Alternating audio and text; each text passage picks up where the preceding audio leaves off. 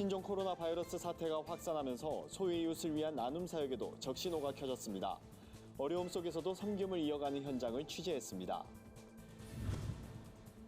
국민 10명 중 7명은 동성 간 결혼에 대해 반대하는 것으로 나타났습니다. IT를 활용한 선교 전략과 한반도 복음화를 논의하는 자리가 마련됐습니다. 안녕하십니까. 구티비 뉴스입니다. 신종 코로나 바이러스 사태가 지속되면서 사회적 공포가 확산하고 있습니다. 자원봉사자가 급감하면서 어려운 이웃을 위한 나눔 사역에도 빨간불이 들어왔는데요. 어려운 여건 속에서도 섬김을 이어가기 위해 애쓰고 있는 현장을 취재했습니다. 보도에 최로희 기자입니다. 신종 코로나 바이러스 감염에 대한 공포가 사회 곳곳에 여파를 미치고 있습니다. 특히 저소득 가정이나 독거노인, 장애인 등 어려운 이웃에게는 더 가혹합니다. 위생관리에 취약할 뿐만 아니라 자원봉사자가 줄면서 이들을 돕는 나눔 사역에도 적신호가 켜졌기 때문입니다. 그럼에도 도움이 필요한 이웃을 저버릴 수 없기에 섬김을 이어가려 애쓰는 곳들이 있습니다. 인천 지역에서 무료급식을 지속해온 사랑의 쌀나눔 운동본부와 봉사자들은 누군가는 해야 할 일이라며 어김없이 부평역 광장에 나섰습니다.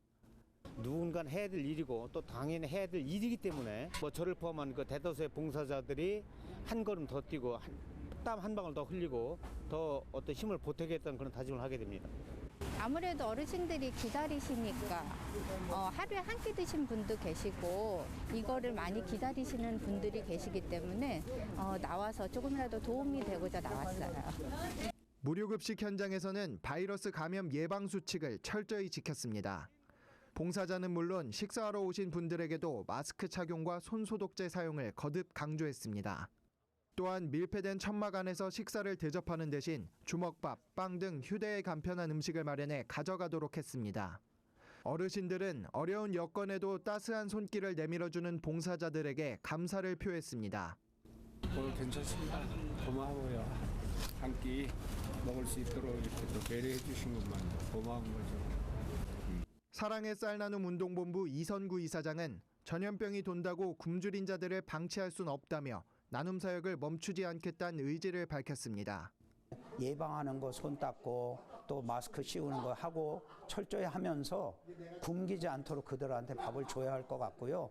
우리 믿는 사람들은 순교자의 정신을 가지고 해야만 예수 그리스도의 사랑이 온전히 전달될 수 있다고 믿습니다.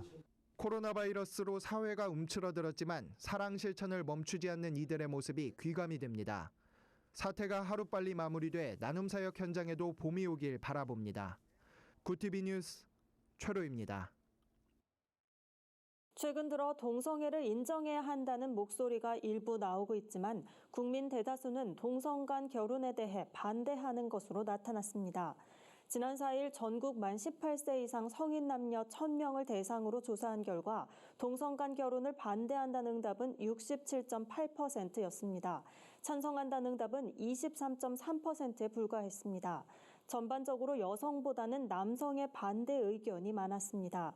하지만 18세에서 29세까지의 여성의 경우 찬성이 60.7%로 응답자 중 유일하게 찬성 비중이 높았습니다.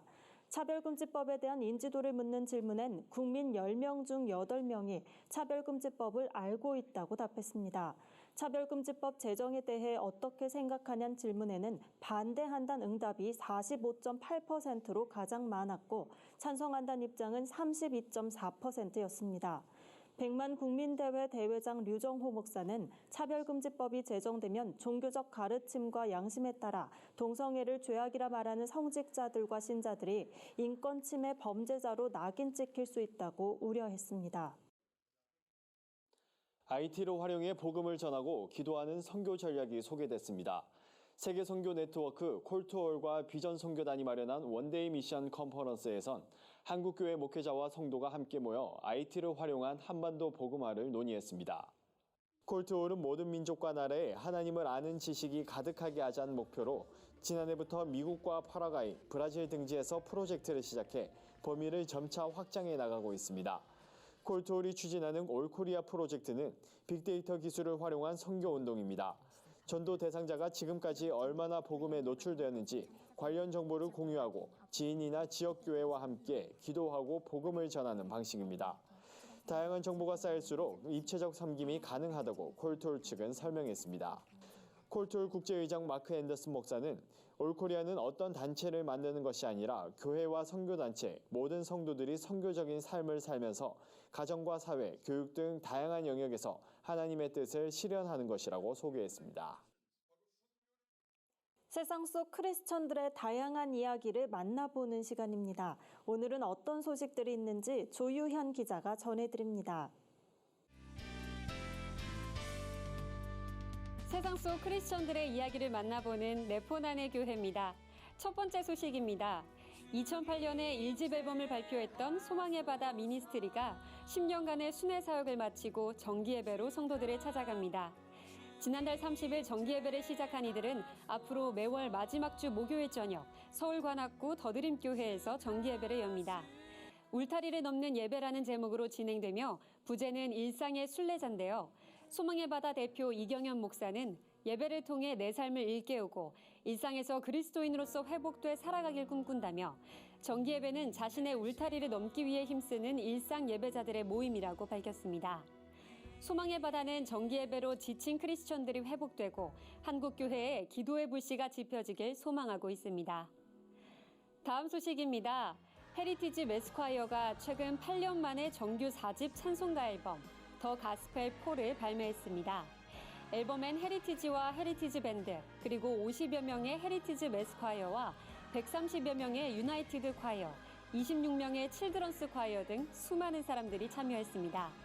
앨범에는 타이틀, 태산을 넘어 험곡에 가도와 죄에서 자유를 얻게 함은 등 총 13곡이 수록됐는데요.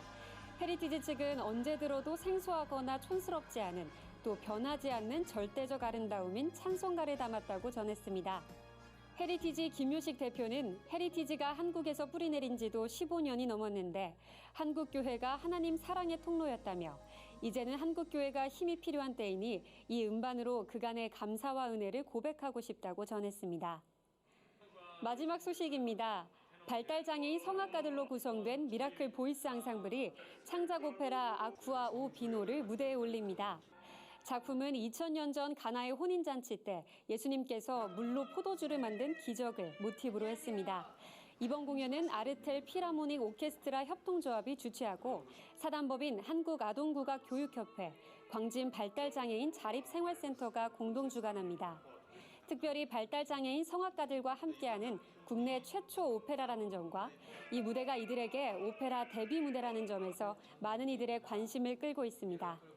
주최 측은 2020년에도 큰 희망이 없는 시대를 관통하면서 힘든 현실을 살아가는 많은 사람들에게 물이 포도주로 변한 이 기쁜 소식이 과거의 사건만이 아닌 현재의 희망이 될 수 있음을 전하고자 한다고 밝혔습니다.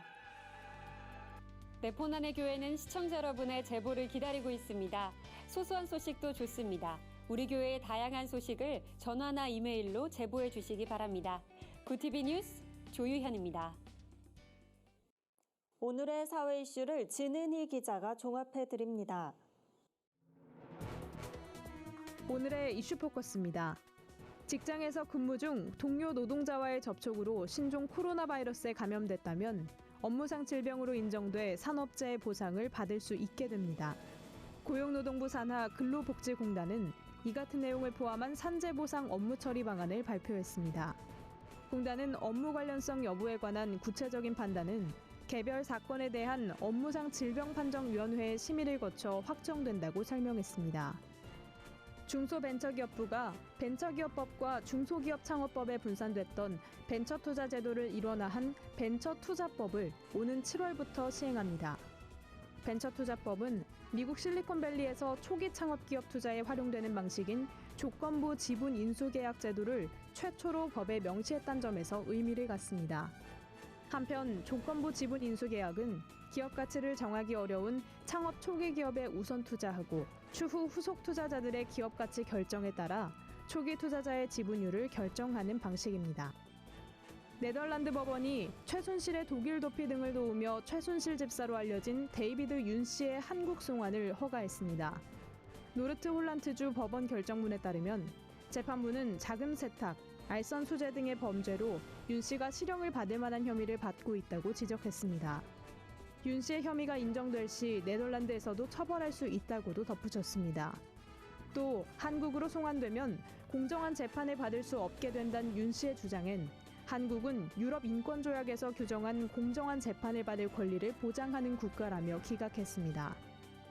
여성가족부가 청소년 근로보호센터의 상담 시간을 오후 9시까지 연장하기로 했습니다. 해마다 청소년 근로 관련 상담이 급증한 것에 대응하기 위해서입니다. 오후 9시 이후에는 1388 청소년 상담 전화 등 연계 서비스를 이용할 수 있습니다. 또한 여가부는 인공지능 시스템을 도입하고 청소년들이 편리하게 상담받을 수 있도록 카카오톡을 이용한 모바일 청소년 근로보호센터도 3월부터 운영할 계획이라고 설명했습니다. 구티비 뉴스 진은입니다. 글로벌 선교 방송단과 함께하는 교계 소식을 한하은 기자가 전해드립니다. 한국기독교장로회 목회신학연구소가 한신대학교에서 기장 2020 신학대회를 개최했습니다.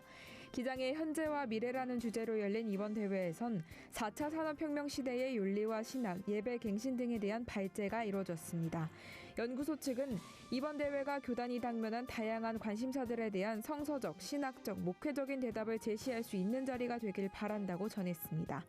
한편 이번 신학대회는 12일까지 열릴 예정입니다. 한국기독교교회협의회가 신종 코로나 바이러스 확산에 맞서 혐오와 차별을 거두고 그리스도인의 사랑으로 대재난을 극복해 나가자는 호소문을 발표했습니다. NCCK 실행위원회는 우리 주변엔 병마와 싸우며 최전선에서 고군분투하는 의료진과 공직자, 자원봉사자가 있고 우한에 고립된 교민을 따뜻하게 맞이한 아산과 진천의 시민들이 있다면서 공동선을 추구하는 착한 마음 속에서 우리를 구원하고 새롭게 할 하나님의 희망 씨앗이 자라고 있다고 말했습니다. 그러면서 혐오와 차별이 아닌 상호 연대와 인류애의 정신으로 대재난을 극복하자고 강조했습니다. 한국 YWCA 연합회와 한국시티은행이 다음 달 2일까지 제18회 한국 여성 지도자상 후보자를 추천받습니다. 추천은 대상과 젊은 지도자상 2개 부문으로 나누어 진행됩니다.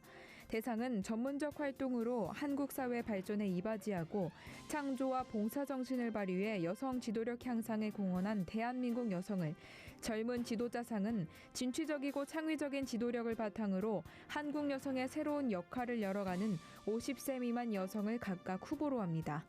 접수는 한국 YWCA 홈페이지에서 가능합니다. 미랄복지재단이 운영하는 나눔스토어 기빙플러스가 서울 선유도역에 11호점을 열었습니다. 기빙플러스는 기업에서 기부받은 제품을 합리적인 가격에 판매하고 수익금 전액을 취약계층에 위해 사용하는 국내 최초 기업 사회공헌 전문 스토어입니다. 선유도역점에는 장애인 2명이 고용돼 고객 응대와 판매, 매장 관리 등의 업무를 맡게 됩니다. 구티비 뉴스 한하은입니다. 이상으로 뉴스를 마칩니다. 구티비 뉴스는 인터넷 신문 데일리 굿뉴스를 통해서도 보실 수 있습니다. 오늘도 함께해 주신 여러분 고맙습니다.